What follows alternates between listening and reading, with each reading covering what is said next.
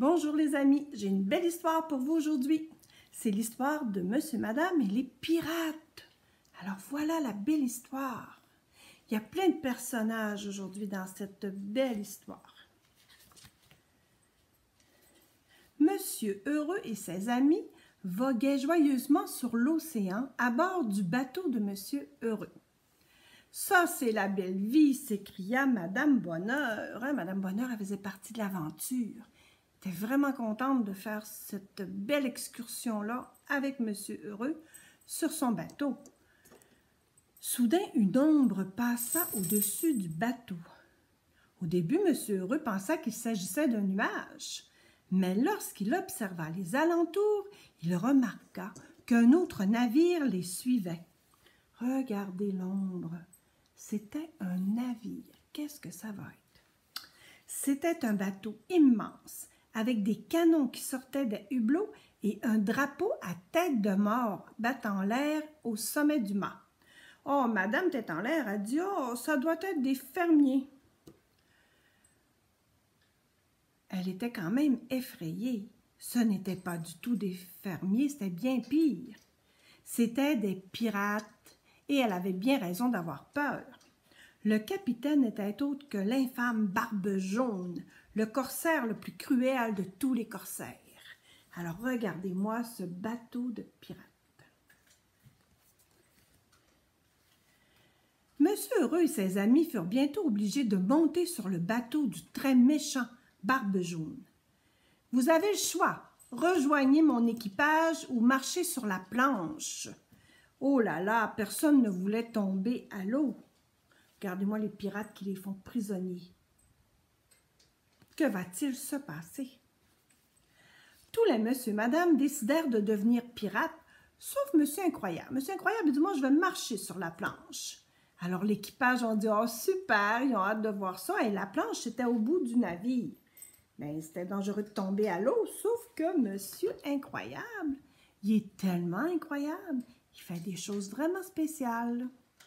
Alors, mais leur joie fut de courte durée parce que Monsieur Incroyable, quand il a eu atteint le bout de la planche, il ne tomba pas dans l'océan. Il continua à marcher dans le vide. Il ne se mouilla même pas le moindre petit orteil. Alors, regardez Monsieur Incroyable. Hein? Il fait des choses incroyables. Les autres comprirent bientôt à quel point les pirates avaient la vie dure. Ils devaient, par exemple, se lever très tôt avant le lever du soleil. Monsieur Endormi trouvait cela tellement difficile. Monsieur Endormi, il veut toujours faire dodo. Alors, il eut des ennuis. À force de piquer du nez, il s'endormait tout le temps partout. Trop souvent, il s'endormit en lavant le pont du navire. Le pont, c'est le plancher du navire. Il s'endormit en grimpant dans les filets du bateau. Il s'endormit à la barre. À la barre, c'est pour conduire le bateau. Il s'endormit même sur le mât. Alors, voyez-le, il dort partout. C'est difficile pour lui de se lever de bonne heure. À bord, c'était très difficile de s'y retrouver.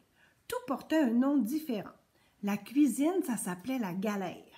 L'arrière du bateau s'appelait la poupe et l'avant, la proue. Pauvre Monsieur Nigaud, il avait été désigné chef cuisinier du navire et il ne savait plus où donner de la tête. Tout le monde voulait des œufs. Alors voilà Monsieur Nigaud, il fait partie de l'aventure aussi. Alors c'est à lui le cuisinier, regardez comment il y a de la misère. Il y a des œufs sur le plancher, il les a échappés. Monsieur Nigaud n'était pas le seul à être un peu perdu. Monsieur Farfelu pointa son canon dans la mauvaise direction à l'entraînement. Alors Monsieur Farfelu, hein, il pointe le canon dans la mauvaise direction. Ça, c'est dangereux, franchement. Regardez ça. Boum, il brise un petit peu le navire. Je pense que les pirates ne seront pas très contents. Cela faisait déjà une semaine que les monsieur et madame étaient à bord de la frégate quand ils comprirent à quel sort leur réservaient les pirates. Ces pirates étaient à la recherche du trésor de Barbe Noire. Ils avaient une carte sur laquelle était indiqué où le bateau du pirate avait coulé avec le trésor. Mais le problème, c'est que ces filous ne savaient pas nager. Si bien que Barbe Jaune voulait que Monsieur Heureux et ses amis plongent et rejoignent l'épave du bateau pour chercher le trésor à leur place. Alors voilà la carte. Et là, il désigne l'endroit où est le trésor. Puis Puis là, c'était les monsieur madame qui devaient plonger. Le bateau de Barbe Noire avait coulé au large de l'île du Crâne. Monsieur Farfelu fut envoyé en repérage en haut du mât. Finalement, après avoir longtemps tourné en rond, ils finirent par trouver l'île.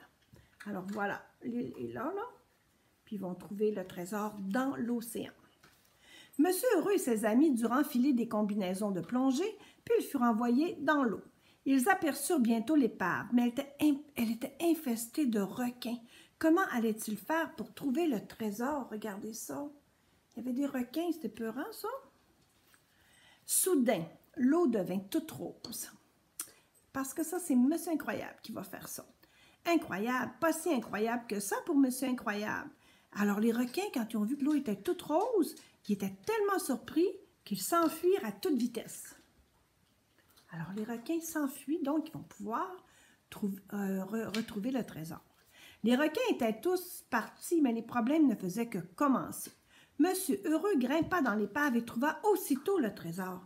Mais là, il y avait une pieuvre géante avec des tentacules énormes qui était assise sur le coffre au trésor.